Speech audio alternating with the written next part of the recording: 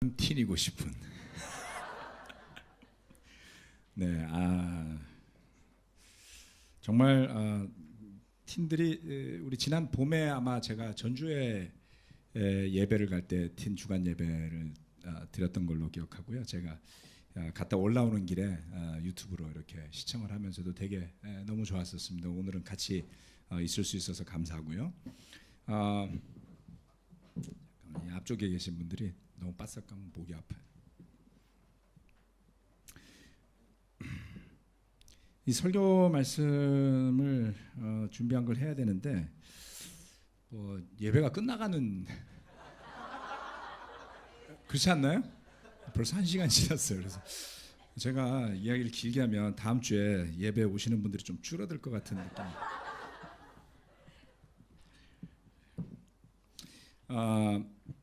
놀랍게도 중학생, 고등학생, 대학생을 가리지 않고 누구든 예수님의 제자가 되기로 결정한 사람들을 만나보면요, 정말 그 가운데 이 사람이 이 친구가, 이 아이가 정말 예수님의 제자가 맞구나 라는 느낌을 받게 되죠. 뭐 억지로 그렇게 할 수는 없죠. 예. 아직 학생이지만 여러분들이 만약에 우리 세례받은 틴들하고 같이 큐티를 해보거나 같이 기도를 하거나 성경 공부를 들어가 보거나 교제를 해본다면 이 친구가 제자가 맞구나 라는 것을 느끼실 수가 있을 겁니다. 이번 그 틴 캠프도 틴 캠프지만 내년에는 이제 주블리가, 전체 주블리가 있어서 따로 캠프가 없고요. 그 다음 캠프는 이제 2020년이 되니까 지금 고등학교 2학년, 고등학교 3학년 학생들은 2020년 틴 캠프에서 이제 틴 워커로 오셔야지 되죠. 기대를 해야 됩니다. 예. 그리고 지금 프리틴 캠프를 다녀온 5, 6학년들이 이제 다 같이 올라와 있겠죠. 한 5년, 6년 지나면 이 젊은 세대들이 어떻게 변해 있을까요? 그것 또한 기대가 되는 부분입니다. 물론 그만큼 우리는 전반적으로 나이를 많이 먹어가겠지만, 그래서 하나님께서 우리를 좀 새로운 스테이지로 이끌고 가고 계시다라는 것이 굉장히 분명한 것 같습니다. 한 10여 년 전에 제가 미국에 있는 교회, 우리 교회 형제자매들을 만날 때 당시에 저보다 연배가 한 10년 정도 더 되시는 분들이니까 이제 제가 그때 그분들의 나이가 된 거죠. 왜 캠퍼스 그 사역을 위해서 더 힘써야 하고, 왜 틴들과 또 자라나는 세대들을 위해서 교회가 더 헌신해야 하는지를 힘주어 말했을 때 그 의미가 이제서야 좀 다가오는 것 같습니다. 그래서 모든 부분이 중요합니다. 우리 장년부 어르신들부터 시작해서 결혼부, 싱글, 중요하지 않은 사람이 어디 있겠습니까만 자라나는 세대들은 정말 여러 가지 필요가 많고 또 세상 속에서 끌어당기는 힘이 얼마나 강력하겠어요, 그죠? 예. 그런데 그 가운데 서서 말씀을 중심으로 또 예수님의 제자로 이렇게 살아가고자 하는 것들을 우리가 정말 기도하고 응원해서 새로운 미래를, 우리 교회의 미래를 또 펼쳐갈 수 있도록 믿음으로 후원해야 될 것 같습니다. 오늘 예배 준비해 주셔서 정말 고맙고요. 오늘 말씀은 그리스도인다운 삶이라는 제목입니다. 구절을 몇 가지 준비를 했는데 다는 못 볼 것 같고 한두 가지만 좀 보도록 했으면 좋겠습니다. 무엇이 우리를 제자다운 예수님을 따르고자 하는 그리스도인답게 만드는 걸까요? 우리가 예수님의 제자가 되기로 결정을 하고 회개하고 세례받고 새롭게 영적인 그 삶을 시작해 갈 때에 저와 여러분의 그런 믿음의 삶의 중심에는 과연 무엇이 들어있는 걸까요? 그것은 이렇게 볼 수 있다고 저는 생각합니다. 날마다 우리가 무엇을 하고 사는가, 또는 날마다 무엇을 하지 않으려고 하는가, 날마다 우리가 무엇을 하기 위해서 힘을 쓰고 있는가, 또는 무엇을 하지 않으려고 힘을 쓰고 있는가, 이 두 가지의 작용이 아닐까 싶어요. Do's and don'ts죠.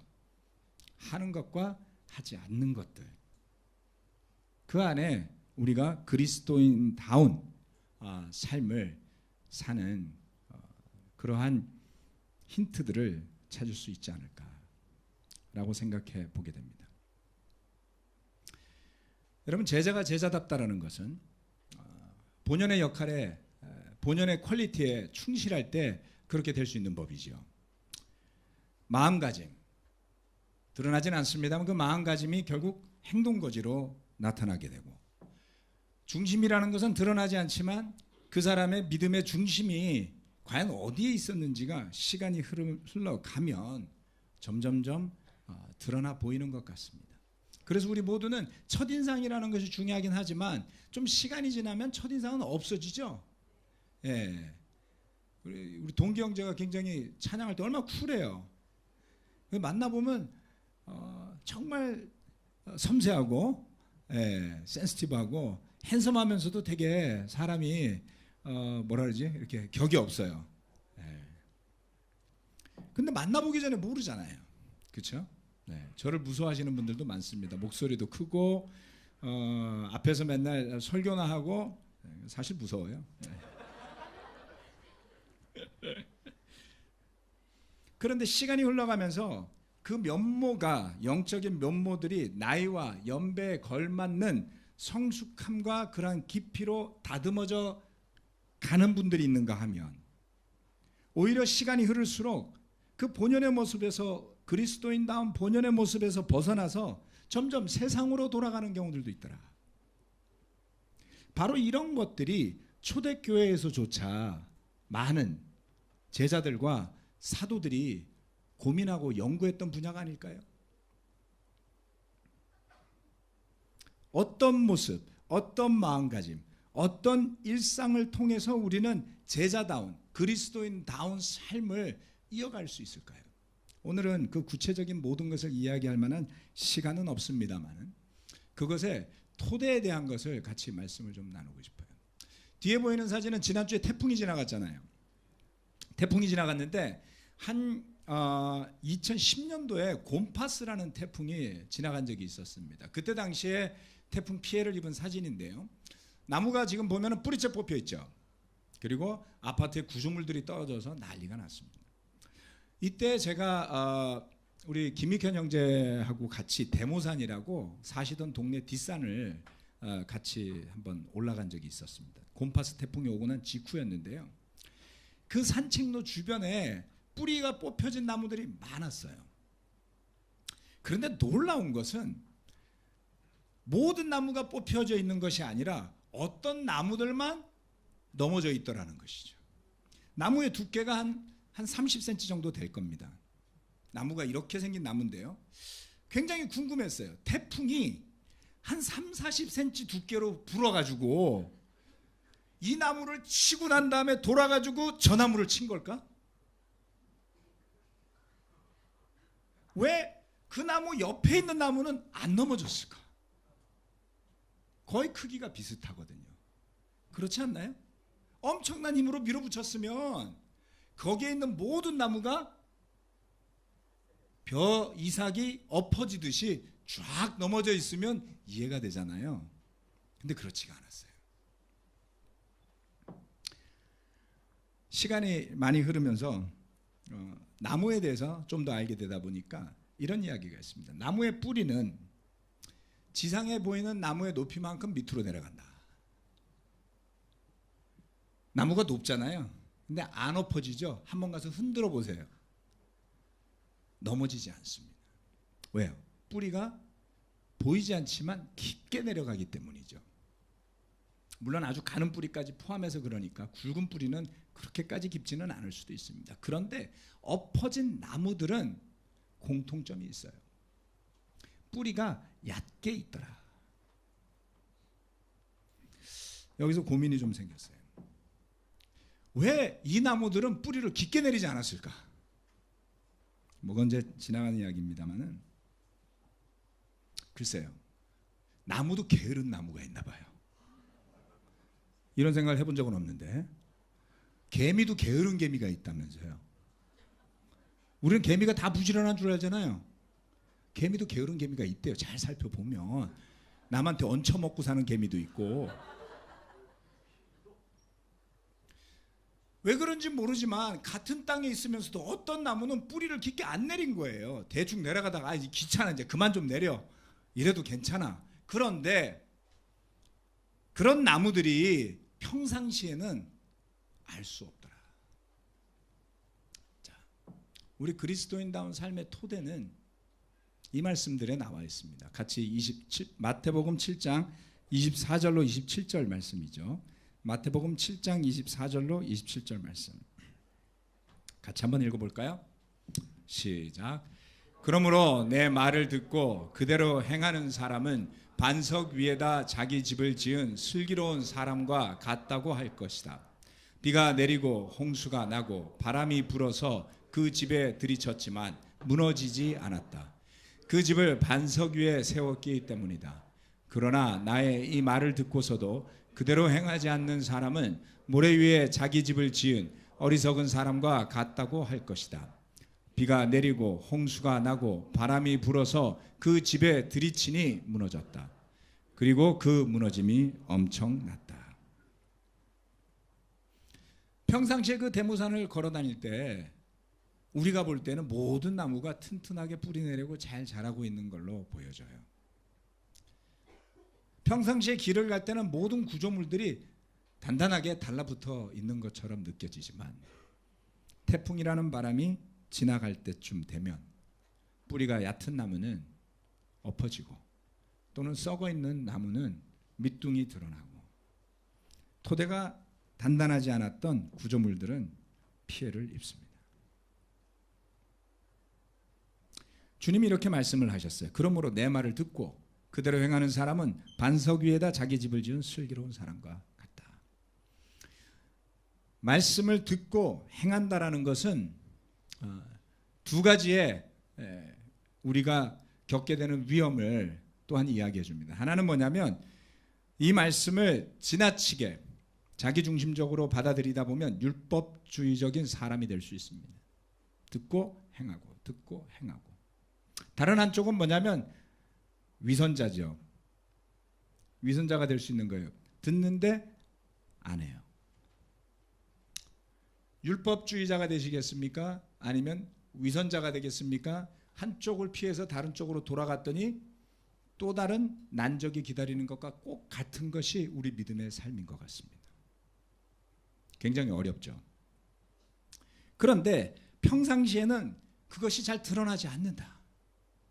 그 사람의 믿음의 중심이 무엇인지, 내가 그리스도인입니다, 심지어는 내가 예수님의 제자로 헌신하며 사는 사람입니다 라고 스스로 생각하고 또 다른 사람도 그렇게 생각하는 사람들이 평상시에는 잘 알 수가 없습니다. 그런데 우리 삶에도, 영적인 삶에도 태풍과도 같은 바람, 비가 들이치죠.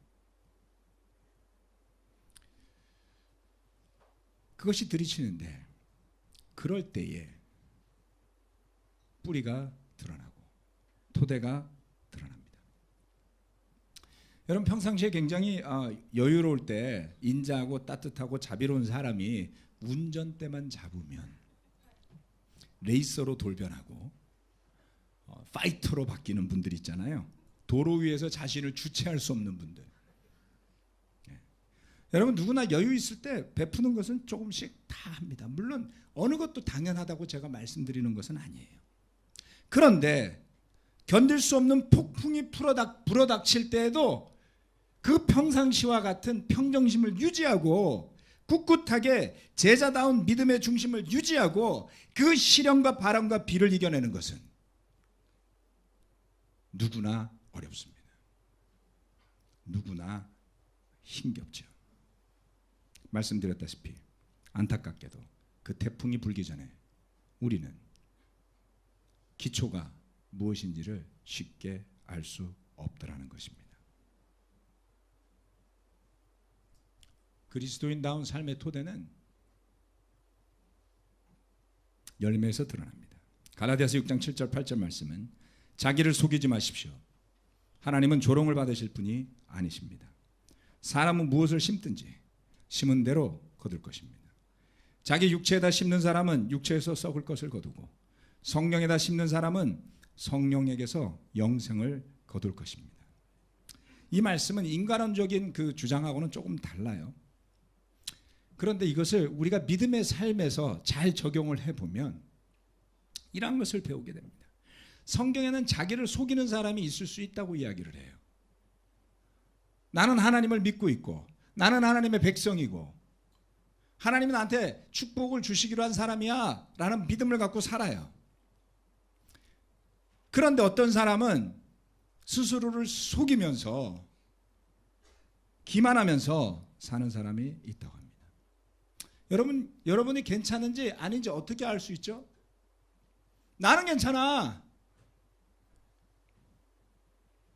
스스로가 그렇게 생각한다고 반드시 그런 것은 아닙니다. 우리가 부부관계를 도와줄 때 물어보면 한 사람은 주로 괜찮다 그러고 다른 한 사람은 눈물을 흘려요. 금방 안 괜찮은지 알 수 있죠.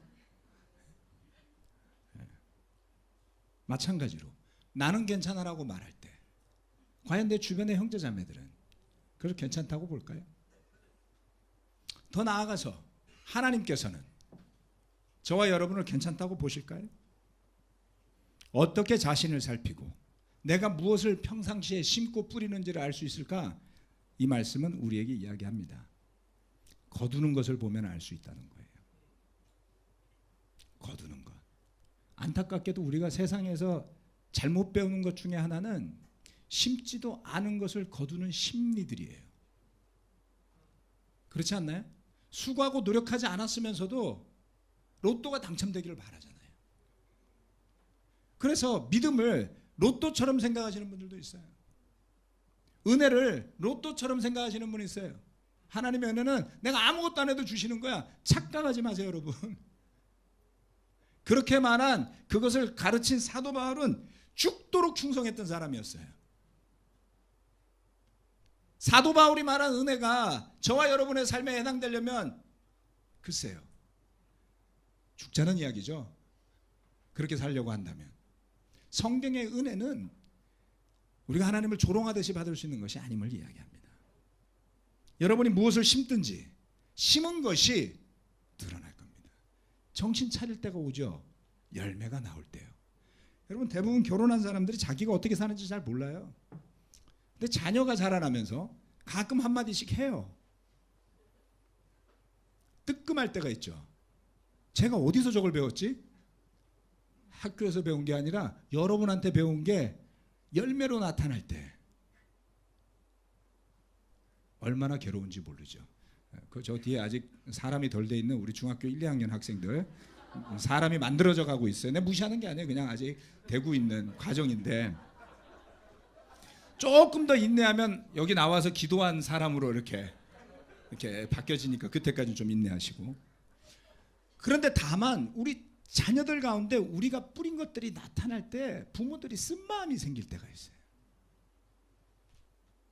또는 내가 수고한 대로 거두는 것임에도 불구하고 그것을 남을 원망하는 경우가 있습니다. 학생이 성적을 남 탓할 수 있나요? 학교 시스템에 탓을 한다고 바뀔까요? 그렇지 않습니다. 이 세상의 시스템은 어차피 완벽하지 않거든요. 주어진 가운데 자신의 본분에 충실한다면 하나님께서 주신 달란트대로 살아갈 수 있는 길이 열리지 않겠습니까? 그게 믿음이죠. 말씀을 심고 기도를 심고 주님의 뜻대로 행하는 삶을 심으며 살고 있다면 저와 여러분의 삶에 맺히는 열매들이 그와 같은 복음의 열매들이 맺히게 됨을 보게 될 겁니다. 우리가 교회로 모이는 이유가 거기에 있습니다. 육체에 심는 사람은 육체에서 썩을 것을 거두고 성령에다 심는 사람은 성령에게서 영생을 거둘 것이다. 그리스도인다운 삶의 진정한 토대는 그리스도 예수 외에는 없어야 합니다. 고린도전서 3장 11절 말씀 같이 한번 읽어볼까요? 시작. 아무도 이미 놓은 기초이신 예수 그리스도밖에 또 다른 기초를 놓을 수 없습니다. 기초요. 여러분과 저의 그리스도인다운 삶의 기초요. 거듭 제가 강조하고 드리는 말씀이지만 여러분의 감정이 여러분의 삶의 기초가 되게 하지 마십시오. 여러분의 이성이 여러분의 삶의 기초가 되게 하지 마십시오. 그리스도 예수로부터 나온 생명의 말씀들이 기준이 되어서 그 말씀에서 벗어나는 일이라면 내 감정이 어떻건을 떠나서 예라고 대답해야지 됩니다. 그렇지 않습니까? 회개나 변화나 성장이나 이 모든 것들은 그처럼 오직 그리스도 예수만을 기초로 할 때 일어나는 일이지 저와 여러분의 다른 것들이 이 세상의 다른 것들이 교회의 다른 것들이 기초가 된다면 반드시 그에 상응하는 열매를 맺게 될 것입니다. 그러나 거기에도 좋은 소식은 있어요. 왜요? 때로는 우리가 간과하고 지나가는 일들이 열매가 맺힐 때 비로소 되돌이킬 기회가 있는 것이죠. 다만 주의하십시오. 태풍이 몰아닥치면 무너질 때 그 형편이 심히 어렵게 된다고 그랬어요. 다시 말해서 왕창 열매를 거두기 전에 중간중간 과연 나는 그리스도인다운 삶을 걸어가고 있는지를 자꾸 물어보고 확인할 수 있는, 그래서 자기를 스스로 속이지 않는 그리스도인다운 삶을 이어가시기를 부탁드립니다. 팀들에게 고마운 것은 그 마음의 순수함이 있죠. 그래서 팀들이 나와서 쉐어링 해주면 마음에 찔릴 때가 많습니다. 같이 만나서 기도해 보시면 여러분 마음이 찔릴 때가 많을 거예요. 그래서 우리 이 자라나는 세대들이 물론 여러분들도 죄인이고 부족한 게 많지만 한 40년 지나보면 제가 무슨 말 하는지 알게 될 거예요. 계속 살아있는 우리 교회의 양심이 될 수 있도록. 아멘. 네. 하지만 나이가 들어가는 우리는 교활해지고 기만적이 되고 뻔뻔한 사람으로 되지 않고, 그렇죠? 네. 하나님의 은혜 안에 언제든지 자신을 돌아볼 수 있는 그리스도 안에서 성숙해가는 놀라운 믿음의 선배들이 되어줄 수 있다면 하나님께서 이 교회를 통해서 얼마나 많은 일들을 하실 수 있겠습니까? 그리스도인다운 삶의 토대에 대해서 한번 깊게 고민해 보시고 기도하시기를 부탁드리겠습니다. 말씀 마치겠습니다.